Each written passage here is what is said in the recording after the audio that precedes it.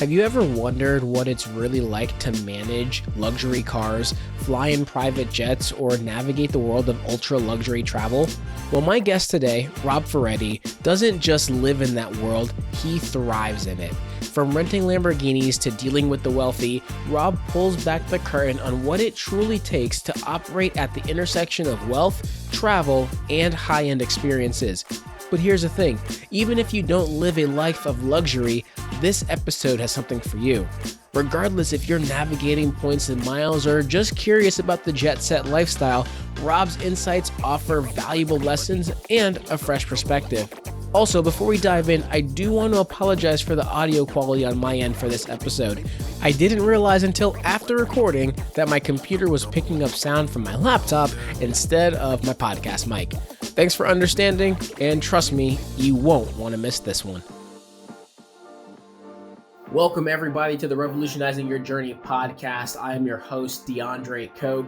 We have a excellent treat for you guys today. I'm super excited, and this is going to be pretty unique. So we are going to be talking with Rob Ferretti, who is an expert in the luxury car and travel space. And I know we talk about points and miles travel, business class travel using points. This is going to be on another level. The reason why is because Rob's got an expertise with not just first class, but private jets. You want to rent a Lamborghini here or somewhere on the other side of the world, he's the person to talk to. He's got a YouTube channel with almost 900,000 subscribers, and this guy is the expert. And so we're going to have a very different show today. We're still going to cover points and miles, but we're going to talk to a different world. And we know that with our listeners, we have a good mix of people. We have individuals that are business owners. We have people that are financial advisors like myself that listen to the show, and they have clients that are very wealthy. And so we have clients that are in that space of kind of high-end, super luxury travel. But we also know that we have plenty of listeners that are not in that space, and that's okay too. Maybe more of the, family living on a single income, the stay-at-home mom that uses points and miles to still get away and experience great things. That's okay. I think there's going to be something for everybody here. And so whether you're in the space of luxury travel or not, I want you to stick through, listen to the episode, because I think you're going to gain a lot of knowledge from Rob. So Rob, welcome to our show today. Thank you very much. I appreciate that. It's a great opening. Absolutely. Thank you. So Rob, I'd love to understand first, before we get into travel and points and miles and all the things, love to hear your background, right? Where in the world are you currently? What do you do for a living? And we'll start there. Sure. Yeah. So I live in North New Jersey. I'm just outside New York City. It's where I was sort of born and raised. I live now a couple of miles from where I was born and grew up. So I grew up in a small town called Dumont, like lower middle class suburb of New York City. And I was one of those guys, no trust fund, no net worth. I just sort of figured it out and then worked my way up the chain.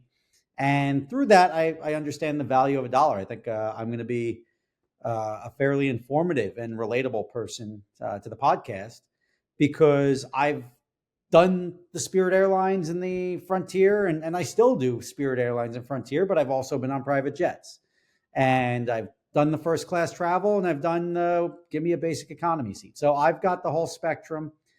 I know where there's value, where there's not value. A lot of people have this perceived value that because you put on your Instagram that you're flying in a private jet makes you any better than anyone else. Doesn't really mean, just means some people are worse with money and some people have rich friends. So it doesn't really mean it's the best way to travel. I'm happy to walk you through all that. I actually went from having no business. I was carrying golf bags when I was younger, working at the golf course. And now I just started up my fifth business, which I'm about to launch. Back in the early 2000s, I started the business making like street racing DVDs. And that turned into a YouTube channel ultimately, which is what you see now. I've got YouTube, Facebook, Instagram, Snapchat, TikTok. From there, I went and started an exotic car rental company with just a buddy of mine. And that was sold in 2016. That ended up falling through after 2 years. They defaulted on us. We went into arbitration, won a 7-figure judgment, which I'm never going to see. And then I started up another company because we were smart enough to do, and during that earnout, to not actually sell the company. Smart. So it took a 5-year earnout before we ended up transferring the valuable assets of the company over to them for $10. So I still am in the exotic car rental space. At one point in time in 2016, we had locations in Miami, New York, Los Angeles, San Francisco, and Vegas. Now I just focus on the Northeast, and I help out in California with partners that I have out there. But for the most part, I just focus on New York, DC, Philadelphia, Boston. So that's our primary market. After that, I started when I was building my house, I started renting machinery. So I rent like soil screeners with the contractor that was working there. That's actually a super profitable and great business. And we're just renting out these big steel machines. I have a travel company that I started in 2015. It's called Adventure Drives.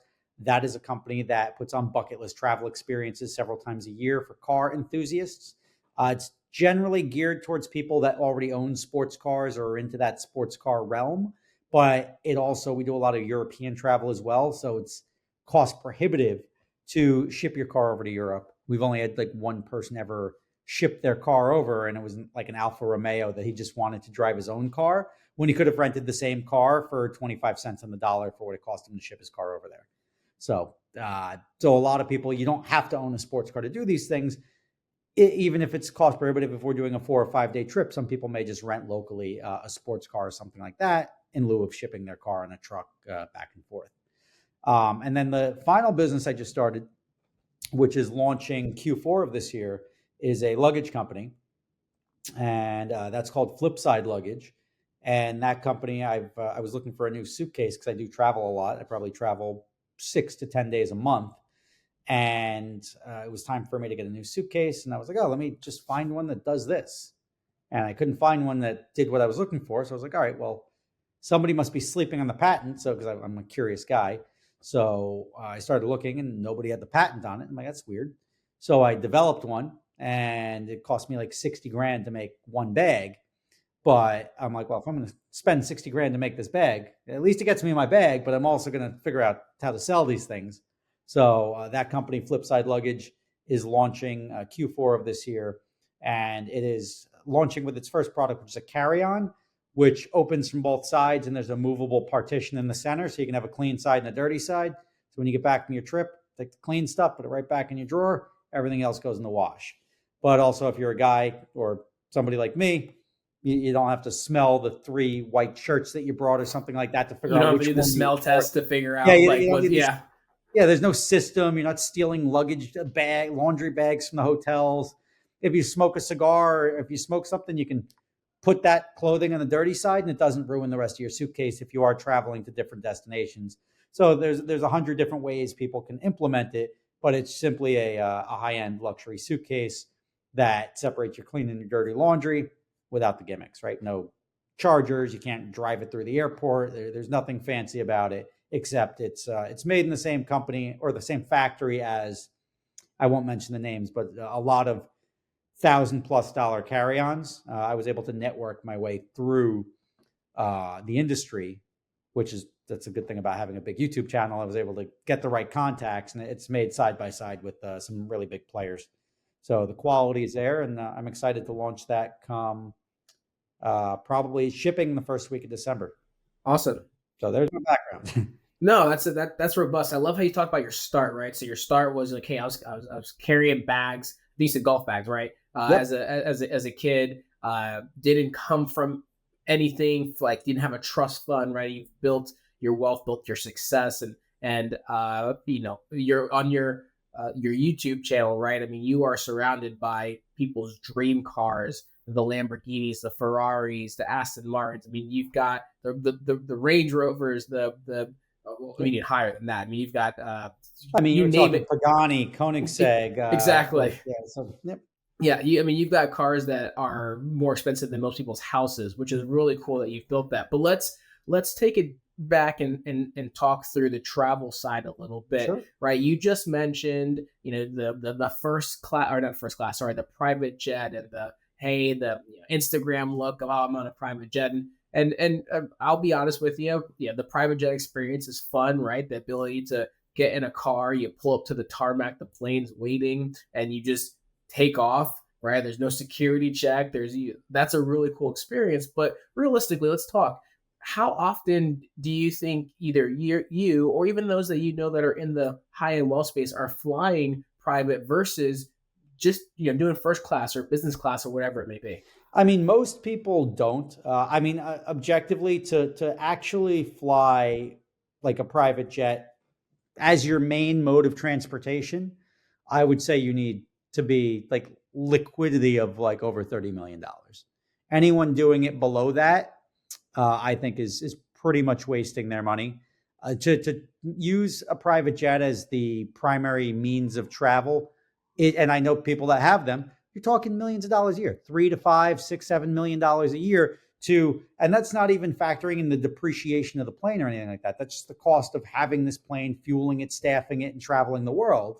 And it's not a cheap play. And to do that, you need 20 to $25 million in recurring revenue every year to even think about justifying that, because you have to be, and this is the reason I say this, you have to be sitting on enough wealth that you never have to worry again. And you never have to worry about like working again in your life.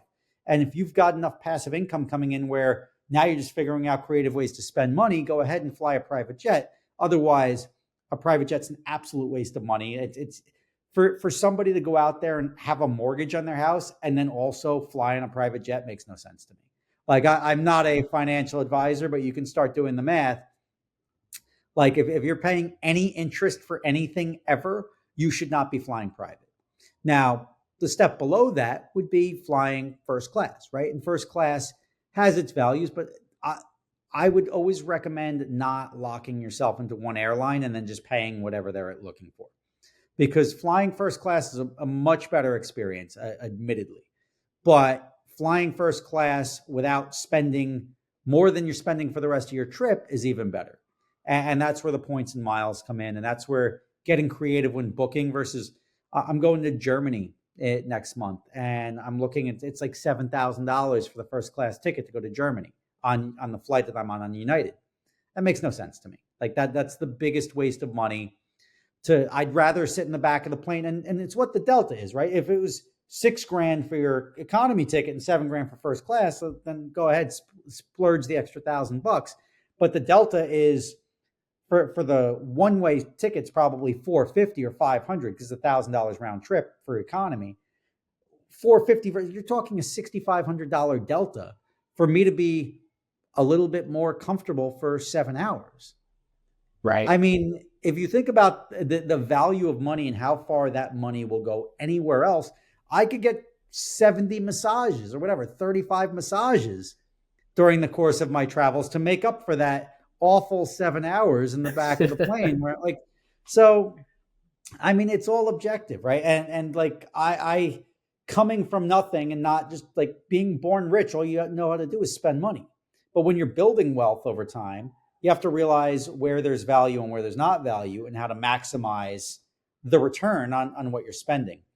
And a lot of people are too into what other people think. And regardless of what the reality is, they want you to think they're successful. They want you to think they've got all this success and wealth and all these cars. And that's part of why I have a business renting exotic cars, right? Everybody, like they rent the car. It's the first thing you do. You see their Instagram and they're flashing a watch, whether it's real or fake, and with the steering wheel and check out my Lambo. Or it's you tend to, once you're in the space long enough, you can see through that very quickly, and you realize where there's value and where there's not in life.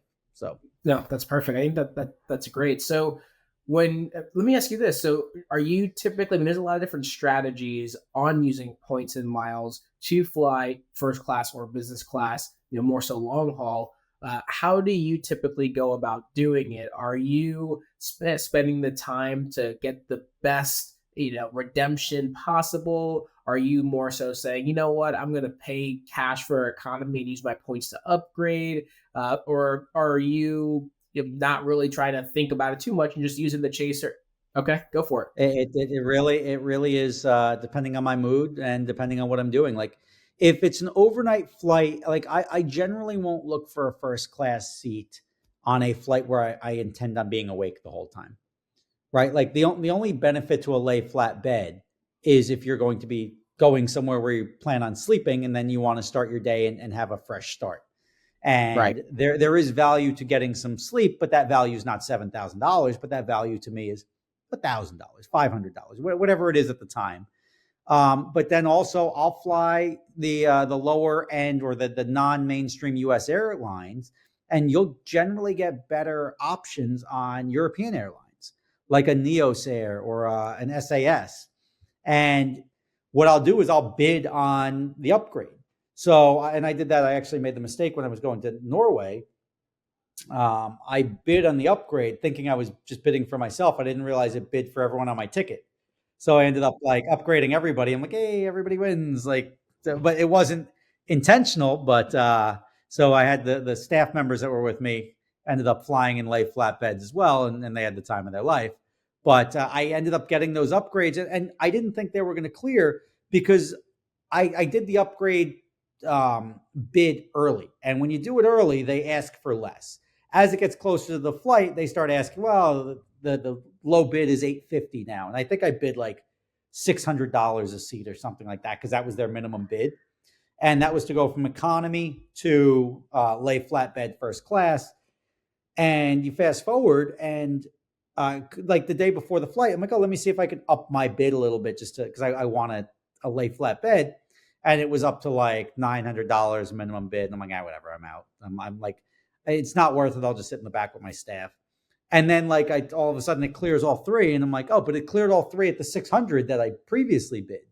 So I'm like, oh, okay, well, that's like win for everybody. I wasn't expecting to splurge on everybody, but I'm now, and that was a flight when I booked it was like $400 round trip or something. It was some like incredibly cheap airfare going to Europe versus $1,800 if I was to fly United, which I would normally fly because there's a hub over here.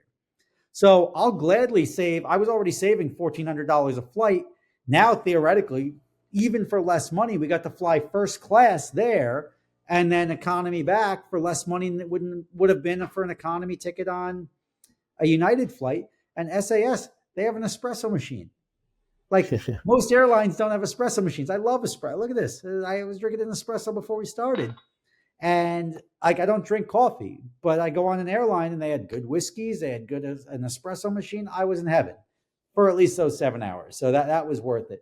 But I'll generally like use points when possible. When we're talking about getting the best redemption, it's all about keeping your options open and not being like, the more options you have, the more value you can get for your money. And when people go into something and say like, I'm only flying Delta, well, then you're restricted to what Delta is offering you.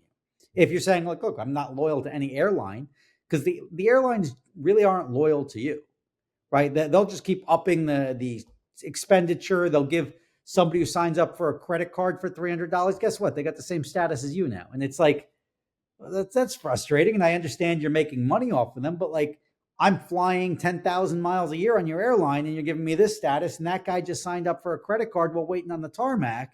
And now he's going to board the plane at the same time as me and get the same benefits.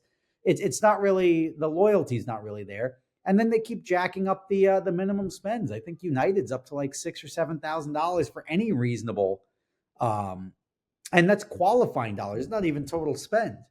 So you go on an airline, you spend like my $1,100 ticket to Europe next month. I think only like 450 of it is a qualifying spend. The rest is taxes and duties and fees. And so I'm getting 450 qualifying dollars for flying back and forth to Oktoberfest in Germany. So you have to look at what the airlines give. And if you don't have the loyalty to any specific airline, it opens up a world of opportunity for you to get a better value and a better experience for each specific flight. So when you talk about not being loyal to any one airline, that typically means then you don't focus on airline branded cards, right? Like the Delta Reserve card or the American Airlines card. So let me ask you, what is your strategy? What do you try to load up on to rack up the points? And then my follow-up to that is, do you go through the Chase or Amex portal for these points, or do you actually go ahead and transfer to the airlines to use them? So that's a good question because I I do a lot of like food and entertainment and travel. So I have a Chase Sapphire Reserve. That I think is probably your best bet for like an Amex or a Chase Sapphire Reserve, probably your two best travel cards. They give me 3 points for every dollar I spend traveling. Yep. So that's sort of a home run right there to begin with. They give you car rental protection for cars up to $125,000. So you can waive all your car rental protections when you travel. There's no deductible on that. And then they give you like a 1.5 times multiplier on the redemption. So, or you can transfer 1-to-1 from the Chase Sapphire to any of the airline partners. So where I fly to Europe and I get 400 like airline miles for flying to Europe, or 1,000 airline miles for flying to Europe, I go out to dinner and I get 3,000 miles. So when I'm going and looking, and I'll always search for the flights as to what the flight costs and what the points and miles cost for the same flight. And if I see something beneficial where it could be like a $1,400 flight, but they may ask for 120,000 points and then $60, that makes much more sense, because 120,000 points was really $40,000 worth of spend times 3, and then they transfer it right over. And that would be a significantly less. If I redeemed it 1-to-1 or for whatever the cash value was, it's significantly less than the money it's saving me on the flight. Right. So it's all you can play games with the points is the key. You can. So, but I'm curious if you know within the circles that you operate, right? So you're dealing with individuals that have extremely high net worths. They've got a lot of liquidity, people that can cash flow a private jet. So their liquid, as you said, is 30 million or more. Do you see them, maybe, they're flying private a lot of times, but do you see them using points, bothering with points and miles, or do they just pay cash for everything because they don't have to think about the expense? The people I know in that realm usually have their assistants dealing with that stuff. They're not sitting there on the beach like wondering how to maximize their points. They don't care, and they'll spend $500,000 in a birthday party. So like it's that sort of wealth, but I don't deal exclusively with those people. I mean, just because I'm in a high-end industry doesn't mean, I would say that's the 1% of my customers. Okay. I say a lot of people are much more normal people. They're well-to-do. I mean, obviously renting a car for $500 to $3,000 a day or spending anywhere between $5,000 and $25,000 a week to go on one of my travel trips. That's not for the light walleted. So like people have money throughout the spectrum, but you don't have to have $30 million to spend $25,000 in a vacation for a week. You may spend $25,000 a night for a villa somewhere. So there is that whole range. I focus traditionally more on the lower end of it, the more normal people, if that makes sense. It does. But those people are very cognizant of how they spend, and if there is a discount to be had or how they can maximize their the use of their money. Like, hey, if I can I prepay for the mileage, because you give 100 miles per day, but I'm going to be driving like 300 miles over 2 days. Can I get a discount for prepaying in the mileage? You do get a lot of stuff like that where they're not necessarily haggling, but they're seeing where they can get a little bit more value out of the equation. Hey, it's DeAndre here, and we're going to interrupt this episode real quick to tell you about 2 great opportunities for all of you. First, join our private Facebook community to connect with fellow points and miles enthusiasts, get exclusive tips and updates, as well as get your questions answered directly by me and others in the community. And if you're looking to level up your points and mile skills, we've partnered with Lux Travel Hacks to offer you 50% off their online course that will teach you all the basics you need to know to learn how to travel in business or first class, all for less than you'd pay for economy. Don't forget to use the code BOLDLYGO at checkout. You'll find all the details and links to both of these in the show notes. Now, let's get back to our episode.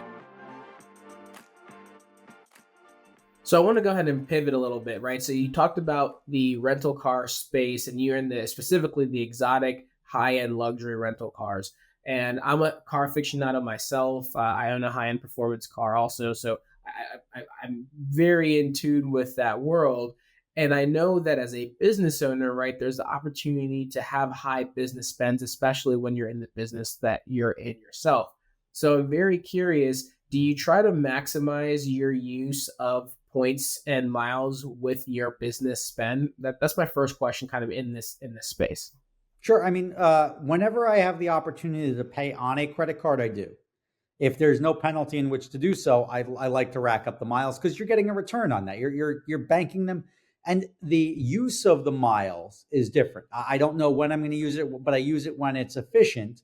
But as far as wiring people money or writing checks, if they give me the opportunity to pay with a credit card for the same money, I'll do that 100% of the time. Got it. So in the luxury and the exotic rental car space, I'm very curious because I know you do trips with vehicles. I mean, you rent out vehicles. You have clients of all sorts of calibers. Now, I know from personal experience that the exotic rental space is kind of the wild wild west a little bit. For someone listening to this, maybe for themselves, they say, you know what, I would love one day to rent a Lamborghini or a Ferrari or whatever it may be. How do you help them people avoid the pitfalls? Now, obviously, they can go right to you, right? But maybe they're in some other part of either the world or the country, and they don't have access to route. How can you help them? And if someone wants to go in that direction, I mean, the key is there's a lot of operators that operate in the space because it's a very sexy space, but it's also not very well regulated. So you have a lot of people renting cars that they don't own the cars, they don't have the proper insurance, and you can go and it's like staying at like an illegal hotel, right? You can go have a good experience, and it's like, oh, okay, like I seem like I got a value there.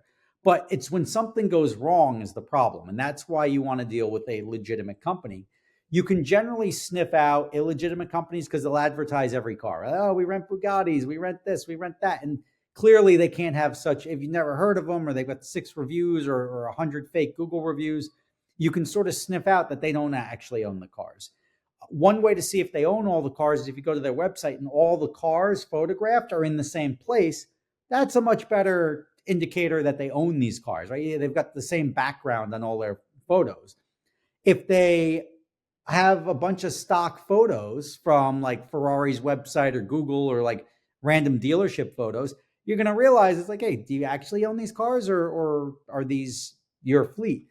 When you're renting cars, you want to have a company that both owns the cars because the cars have to be registered in the company name in order to be covered by the insurance, because the insurance won't let you rent out third-party cars because they're charging you insurance, which is not cheap, for the risk of renting out an exotic car to random individuals who are obviously vetted by your company, but it's still a very high insurance policy. So what's the best way to get around that, right? Well, I'm not either going to not carry that insurance or I'm going to just rent out other cars that are not in the policy. But when you do that, the policies specifically exclude them from being covered. So there's no liability insurance, there's no backup coverage. If something goes sideways, if a guy gives you a car that isn't his and something happens and somebody gets hurt, you could lose a lot of money by getting sued personally, especially if it's your responsibility. Say you had a drink with dinner and you backed into somebody in the parking lot. There's no coverage. Your insurance isn't going to cover it because it's not technically a rental. You got some random guy's car. That guy's company doesn't have the right insurance. So now it's going to come back to you personally. So it's really important that you go through and make sure you're renting from a reputable and proper company. And part of that is asking that the car, or making sure when you look in the glove box that the name on the insurance and the name on the registration should match. So if it says Gotham Dream Cars, it's going to also say Gotham Dream Cars on the insurance card. So let's set that down then from the luxury high end space to something that's probably even more relatable in the travel side, right? How do you feel about someone going they're traveling to Hawaii or they're traveling to California, wherever it may be, and they want to hop on Turo and they're kind of renting a random guy's car. Yep. And I know Turo has its own kind of insurances and protections in place, and it's a pretty big company like an Airbnb, right? So I'm sure there's protections, but being that you're in the rental car space yourself, and you can go on Turo and rent a McLaren or whatever it may be, what's your feedback or your thoughts on Turo and traveling? Yeah, I've done a lot of videos on Turo because I just put up every one of my Turo experiences because I'll rent Turo cars for any number of reasons, but it's not a rental company, and it's to treat it as such is probably your biggest mistake. I just went to rent a car a week ago, And when I went to rent the car, I get there, I drove 40 minutes out of my way to get it. And I get there and it's got absolutely bald tires on the back, like absolute baloney skins. It's completely unsafe. The cords are showing on the inside of the tires. So I don't know when they're about to give way. But any rain, you have zero traction from the back of a brand new BMW M4 competition. So I can't drive that car. So I've then gone 40 minutes out of my way and I have to turn around 40 minutes to go back. A rental company, or like you go to a hotel, you could say, hey, this room's dirty. They can give you another one. This guy doesn't have any other cars. I'm on the side of a road somewhere picking up a car by myself. And I've planned all of my trade. It doesn't matter how long ago I booked that car. I show up and I'm stuck without a car now. What if I took an Uber from the airport to go get that and I'm stuck in some neighborhood and now I have to go find another vehicle and Turo doesn't let you rebook another car until the other one's canceled. So now you can't even like go find another car to get to that can book out. You're really stuck in that scenario. So Turo definitely has its pitfalls. And I've tried to give Turo feedback, right? I did an event up in Canada where I needed a 7-passenger car. And like Enterprise, there was no like big companies. I mean, there was no guaranteed models for a company in Canada. So I was like, all right, I can get the luxury full-size SUV, but I may get a 5-passenger. Who knows? So I went to Turo to guarantee myself a 7-passenger.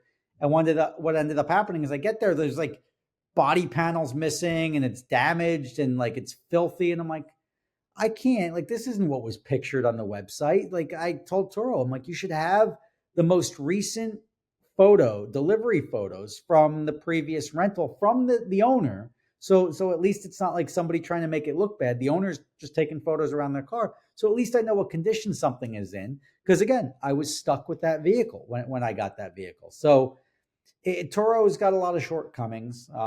There are opportunities for them to make it better and having like, it's just, there's no recourse effectively. They can penalize the host, but that doesn't, like, you getting angry at somebody else doesn't fix my trip.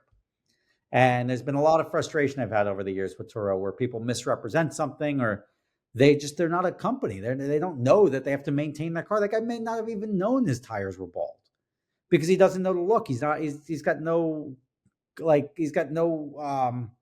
knowledge as to how to maintain a car. He just knows that I bought it I got a lease on it and dumped it on the Turo, and hopefully eventually it pays for itself or somebody crashes it and they'll give me a check for it. Got it. So Turo, hit or miss basically. It is. And it's like, you have to factor in a buffer when it comes to Turo. You have to factor in, like, if you're on a tight schedule or if you need a specific car, if you're okay going with the flow, like if you're okay getting a car and it's got a smashed up windshield and it's missing a fender or something like that, then if you're just looking for something to go point A to point B, Toro's got some great deals. If you're looking to save money and get a nice sports car for cheaper than a proper company would charge you, go ahead.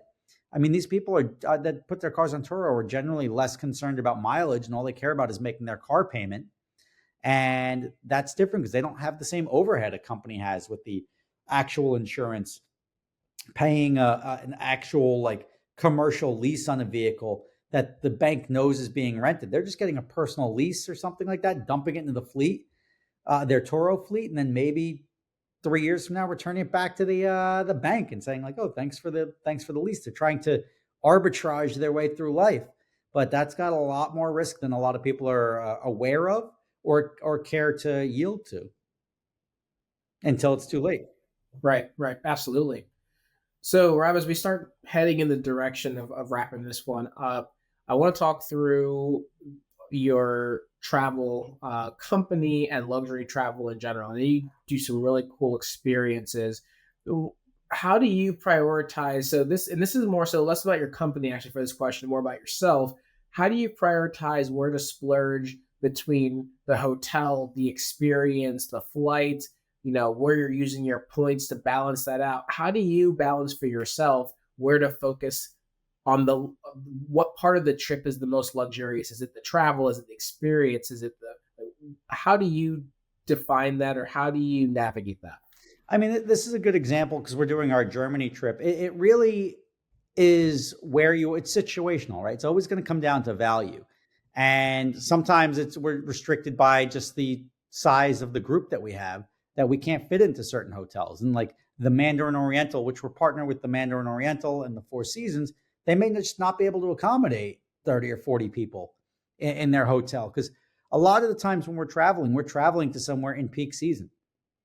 And when we do that, we're restricted. Like going to Oktoberfest right now, I just had to audible last minute and switch our hotel because the hotel, when I went on TripAdvisor, I'm like, I've been to Munich plenty of times. I've been to Oktoberfest plenty of times, but I was like, we have to be walking distance to the beer festival because I don't want to deal with shuttles. I don't want to deal with the trains or anything like that. I just want to let people walk to and from. And we're usually in a 4 or 5 star hotel at the least, but proximity was very important. We found a hotel on TripAdvisor because I can't stay at every hotel always. And I found one. I was like, oh, great. And it was like right by the Marienplatz, which is the big tourist area. And then when we looked at the contract, it was somewhere else. I'm like, wait, is there 2 of them? Like, did they give us the contract for the wrong one? Because we had to add more and more rooms. And then I look and I'm like, oh, this hotel is in Selding, which is like an hour's walk away from Oktoberfest. Nobody's walking an hour. So now I'm going to have to get shuttles to run people back and forth.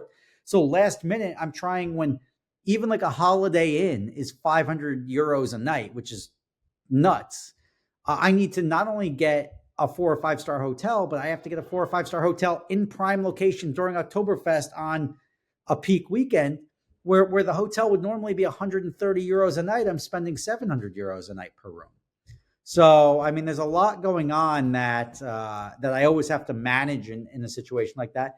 But I put a value on the experience, right? The experience for people, it's worth spending more to stay at close to Oktoberfest and then do a good experience at Oktoberfest, right? There were cheaper options for us to experience Oktoberfest, like less cool tents or whatever, like just different experiences. I said we got to be in the Hofbrau tent and we've got to be front and center, and that costs through resellers. It was like 5x what I've paid in the past, but that's the experience people are paying for. So sometimes you have to splurge for that. But then when we're staying in Strasbourg, France, or something like that, we don't have to go as crazy. We can do a more Bavarian style dinner. It doesn't always have to be to the nines everywhere you go. You can balance it so people like some downtime. They don't want to go to a steakhouse every time we go out, but you want to go eat some authentic German food or some Bavarian food somewhere. Have some schnitzel and pretzels and beer. You don't have to go everywhere to the number 1 ranked restaurant or a Michelin star restaurant everywhere you go. So it's always a balance. It's really about curating a good experience all around, and not necessarily everything has to be like the spend doesn't equate to experience. And that's what a lot of people don't realize, is that you don't have to spend a lot. When I did a vacation for my birthday with my friends, we just grabbed like a random vineyard in northern Italy in Piemonte. And we ended up taking over the whole vineyard for the night. And they've got 12 hotel rooms. We bought them all out. And we're like, oh, let's go out to dinner so we don't have to eat there. We got there, we're like having some wine. They're like, would you like us to make you dinner? We're like, yeah, sure. So they go to the market, they bring it back. We had the greatest time of our lives. And it was for 15 people, 12 rooms. We had 30 bottles of wine, don't ask. And the 12 rooms and a full like 6-course dinner and all the wine came to like 2,100 euros. Wow. I mean, you do that, that's $170, $180 a person for hotel rooms, food, wine, breakfast. And it was just like, wow, that was like a tremendous value. I would go back there, even just casually, I would go back there. So you'd always have to measure what you're getting in exchange. And especially if we're going to a destination during a peak time and we're only going to be sleeping there, we're not going to be doing very much, or people are going to be out and about doing something else. You just need a bed. Sometimes if we're going somewhere where you want a spa facilities or something like that, because we have more downtime, then you look for a different vibe. So there's always so many variables, and that's effectively what people are paying me for, is my ability to weed through that and put together a spectacular experience. So I know we were talking off air that you had, said your Germany trip is already sold out, so there's no spots there. But I'm curious, your company's called Adventure Drives for travel. So you talked a lot about Oktoberfest and the hotel and the beer and the schnitzel. Where's the driving come in? So, I mean, that one's great because we're landing in Frankfurt and we're going to the Nürburgring. So the Nürburgring is a world famous track where it's pretty much used as the benchmark for all manufacturers and hypercar makers and everyone who modifies cars as to how fast you can go around this circuit. So it's always the benchmark. Even U.S. companies, like, they put the sticker on their production car, like the Viper ACR can lap the Nürburgring in 7 minutes and 2 seconds, and it's like it's a source of pride. So that's a benchmark track. We're going to be staying there for 2 nights, and that's how we're starting the trip. We're going to be driving on the Autobahn, which is the world famous German highway system with a lot of unrestricted speed sections. So I mean, we're that and because we're doing that, we've got everyone renting nice cars with good top speeds, so they can really go enjoy that. We're going to the Porsche Museum. We're having lunch there.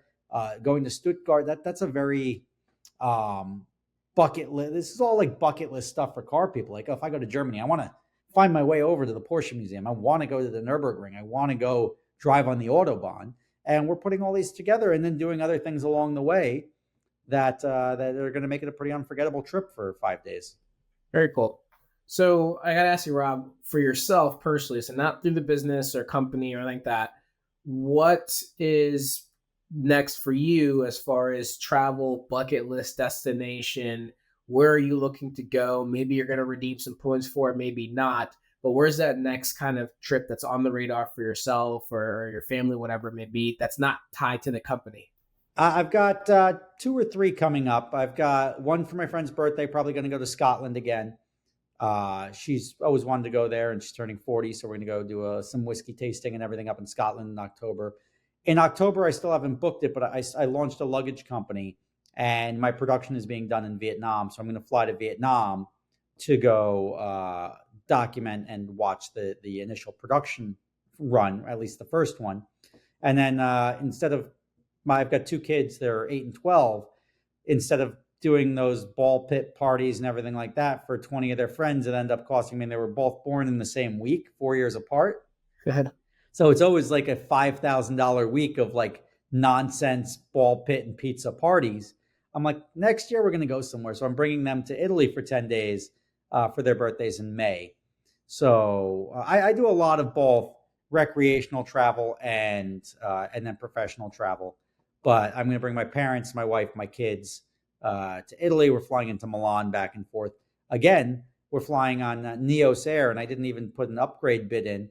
And I think we got 6 tickets round trip with all taxes and fees to Europe into and out of Milan for $3,600 for 6 tickets. It's $600 a piece to go round trip to Europe. Wow. So that leaves plenty of money on the table to upgrade at least, or look for options to upgrade, or just plenty of money to pay for the rest of the trip. So for a trip like that, is it on your radar to like look at the hotels in that area and where can I use points, maybe pull some Chase to Hyatt properties or whatever it may be to use points? Or are you really trying to get the eclectic villas and wineries and some of things that may not be a hotel points type stay? Yeah, I mean, I generally don't use points for hotels. I've never seen the redemptions, especially through Chase or Amex, as really being worth it. I've traditionally used those points for other things. The best value I've seen with points is to transfer them 1-to-1 over to airline miles. And so I'll either do that, or I'll do when it does like a 1.5% times redemption for cash back. I'll do that, or not cash back, but like certain purchases I can use 1.5 times redemption. Right. I'll use them for that. And I get the most value out of the points at that point in time. That's awesome. Rob, this has been incredible. You've got a wealth of knowledge and sincerely appreciate your time. Know that you're a busy guy and you're running businesses at multiple fronts. So the fact that you carved out some time today is an absolute pleasure. I've got a couple last things before we wrap this one up. Sure. The first one is, how can the listeners connect with you? You have all the channels, you have all the businesses. So I'm going to give you a chance here, plug all the things. I know you also have an upcoming trip as well that sounds pretty cool that we were talking about. So I'd love to hear about that, because I know there are a couple spots open in that one.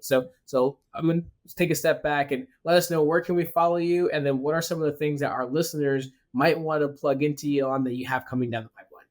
No problem. You can get me on Instagram at Rob Ferretti. It's just my name, ROBFERRETTI. My rental companies, I've got Gotham Dream Cars in New York and Metro Dream Cars also in New York, same company. I've got Super Speeders. Rob is my YouTube channel. You can catch me on there. You can catch me on Facebook at Super Speeders. Snapchat stories is also Super Speeders, and then TikTok is also Super Speeders. So that's the brand you can look up for all the digital content. If you want to do any of the drives, we've got one coming up October 9th through 13th. It's going to start in Charleston, go up to the newly paved Tail of the Dragon, up through the back of the Dragon, over to the Greenbrier in West Virginia, and then kicking over to DC. So that's going to be a fun one. That's my company called Adventure Drives. And if you're interested in any of the luggage stuff that I'm going to be doing, I've got a luggage company called Flipside Luggage, which I've developed a suitcase that's going to be up for sale starting Q4 of this year, which separates your clean and your dirty laundry with a movable partition in the center. So if you like to travel clean, got you covered. Awesome. Well, perfect, Rob. Last two things before we wrap this one up. First one, who else should we have on the show? So I always like to ask that. Who else would be a good fit in the travel space, the points and mile space, just whether they're an influencer, they're a business owner that you think would really be able to add some value on the show? I mean, have you ever heard of Geo Breeze Travel? Yes. Yeah. Yeah, she may be a good one. She's well into the points and miles space. She makes a living off of helping people maximize their points and miles.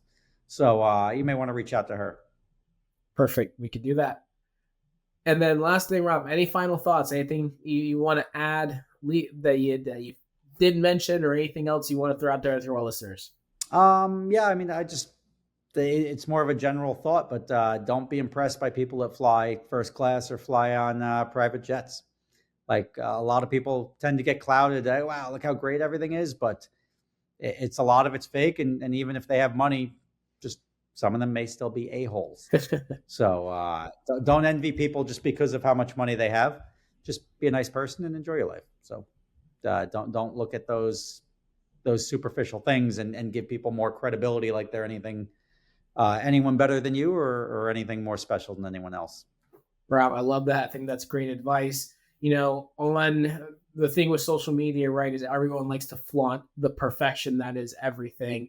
And that's not the reality, right? And, we try to be as transparent as possible, right? With our trip, something goes wrong, it rains on us, we have a delay, whatever it may be. Try to be transparent. Not everyone does. And there are a lot of people, like you said, are out there just kind of flaunting what they have. And honestly, most people that really have it, they typically don't flaunt it, right? You never even know they have it. So, Rob, I super appreciate you being on the show today. This has been great talking with you, chopping it up, talking both travel, talking cars, talking points and miles. So thank you so much for being on the show today. I appreciate your time for sure. Yeah, no problem. Thank you for having me. Absolutely. For the listeners out there, if you enjoyed the knowledge that Rob brought, please make sure to follow him on all his channels. We're going to link all of that in the show notes as well. And don't forget to subscribe to our podcast, reach out with any questions. And as always, we'll catch you on the next episode. Take care.